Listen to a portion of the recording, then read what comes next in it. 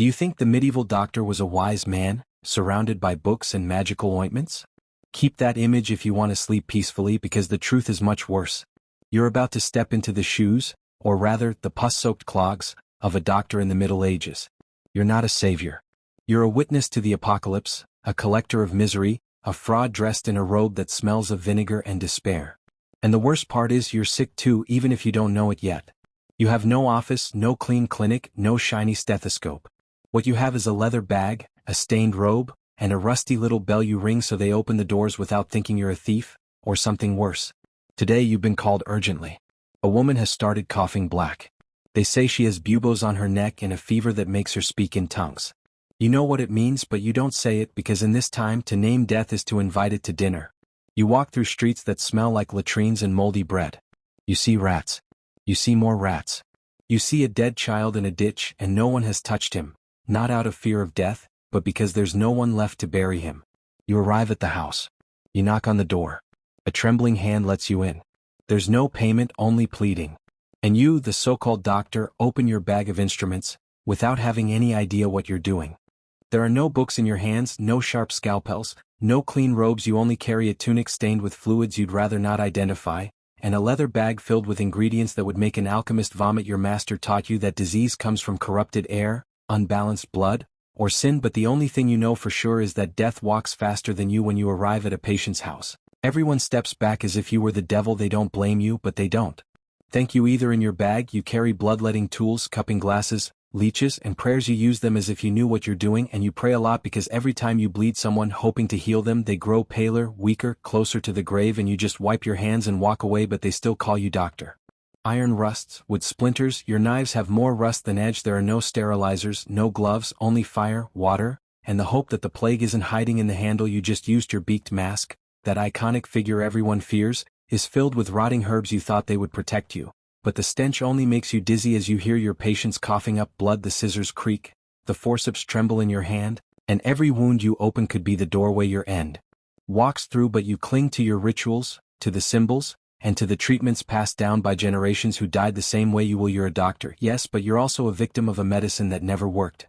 Every time you examine someone, you do it with fear, not for them, for yourself. You touch buboes like someone caressing dynamite. If they burst, they could splash on you, and then you're doomed. Your patient looks at you with hope, but you only see a sack of pus about to explode. Sometimes you make incisions, not to heal, but to drain the rot. The smell stays with you for days, and the sound, that squelch of rotting flesh splitting under your blade, you hear it even in your dreams. You can no longer tell the living from the dying. They all tremble, they all rave, they all look at you as if you were their only salvation, and you're just a man with a mask and fear. When treatments fail, and they always fail, you are left with fire. You cauterize wounds without anesthesia. The patient screams, convulses, sometimes dies right there, burned by your good intentions, but if they survive, you call it a miracle and you believe it too. Others ask you for blessings, so you pray. You kneel beside the bed, place your hands on the burning forehead, and beg for mercy, not from God but from fate, because you know you are improvising, and that medicine in this century is not science, it is superstition, fear, and a bit of theater. And you, dear doctor, are the leading actor. You don't charge in coins. Sometimes they pay you with eggs, bread, a dry log, or nothing, because the dead don't pay and the living soon follow. But that is not the real price. The price is what you carry inside, the nightmares, the voices, the hands you can't wash clean no matter how hard you scrub, even if they bleed, the smell of the bodies that doesn't go away, not even with incense. Every house you visit is a tomb waiting, and every patient you save is a miracle you don't understand. You wonder if you're really helping or just prolonging the suffering. Because being a doctor here now is not a gift, it is a curse dressed as a calling. You have no hospital, no clean wards, no white linen stretchers. Your clinic is the muddy street, the stable, the kitchen where 3 children just died. You kneel on stained ground. Your instruments touch stone, dung, and rotten wood. Every patient becomes a flesh altar where you improvise a ritual surgery, and everyone watches. They look at you with eyes that don't expect science, but magic, because that's what you are to them. A sorcerer with feathers, smoke, vinegar, and an infernal mask. They believe that if they survive, it's because of you, but you know it's not. It's chance, it's luck, or punishment. And every time the day ends, you drag your feet, because no doctor can save an entire city. You can only accompany it into extinction. Cough, fever, joint pain. At first, you ignore it. Maybe it was just the cold, the smoke from the oven, but then come the chills, the black vomit, the swollen nodes in your groin. You know what it is. You've seen it 1,000 times, only now it's you who feels it under the skin. You can't admit it. That would be signing your sentence, so you keep working, mask tight, trembling feet, sweaty hands that no longer hold the scalpel steady.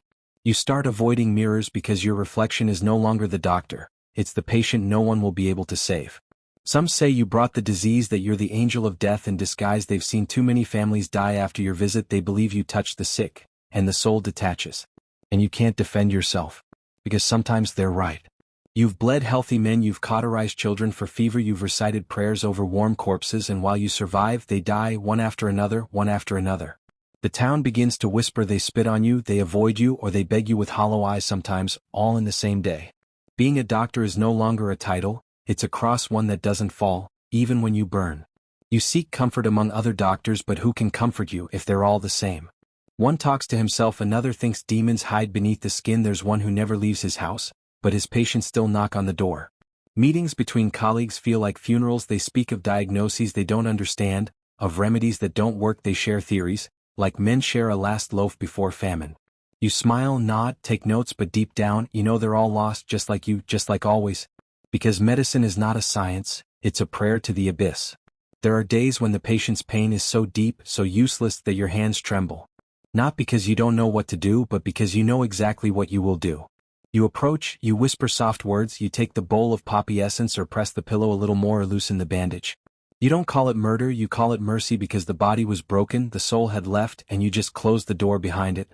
Then you cry in silence, not for them, but for yourself, because every time you do that, you lose a little more of what was left of you as a human being. And you know that one day someone will do the same for you. You have no medicine left, only superstitions. Vinegar doesn't work, the herbs rot in your hands, the bleedings only hasten death. So you turn to what's left, to what was always buried deep in your mind. You turn to faith. Not the peaceful faith of books, but the faith of fear, of thick incense, of damp chilaches, of self-punishment. You drag yourself through the streets, chains on your ankles, whip on your back, begging forgiveness for a sin no one committed. You become the patient, you become the prophet, and in that transformation, you lose the last thing that made you a doctor, reason. One morning you wake up, and there are no more patients, not because they've healed, but because no one is left. The streets are empty, the doors wide open, the chimneys cold, only you walk like a ghost in a black robe. You pass the church where you once begged, the altar is broken, the priest hanging from his rope. You reach your home, there's no bed, only a chair, a feather, and a scrap of parchment. You write a note, not to be remembered, but so someone sometime knows you were a witness. And then you lie down, not to sleep, but to wait. No one will name you in the books, there will be no statues or monuments for you, only anonymous remains beneath a layer of earth and quicklime. But in the shadows of libraries, between the lines of medical texts, your suffering will live on like a scar in history, invisible but deep. Because being a doctor in the Middle Ages was not a calling, it was a sentence. And while the world bled out, you were the one holding the wound until there was no more pulse, not in the bodies, not in you.